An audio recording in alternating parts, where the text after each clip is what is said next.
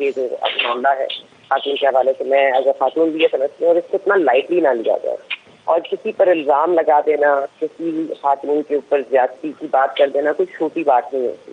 اور میں نہیں سمجھتی کہ رانا ثناء اللہ صاحب اتنی غیر ذمہ داری کا ثبوت دیں گے کہ ایک ایسا واقعہ ہو گیا ہوگا اور اس کے بعد آپ اس کو کور اپ کریں گے. میرا خیال ہے یہ عمران خان صاحب بھی سب تک سوچ سکتے ہیں. میں اب تک یہ امید کرتی ہوں کہ رانا ثناء اللہ صاحب نہیں سوچتے ہوں گے.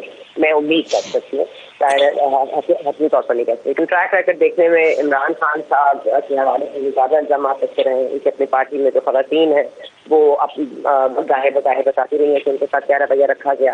تو عمران خان صاحب کی پرسنالٹی کے حوالے سے بات ہوتی رہی ہے. میں کسی کی ذاتی زندگی پہ جانا نہیں چاہتی، لیکن جو خواتین کو عزت اور احترام ملنا چاہیے تو پاکستان تحریک انصاف میں بھی میرا خیال ہے بہت کم ہی دیا گیا ہے. اور آپ کو عائشہ گل والا معاملہ بھی یاد ہوگا.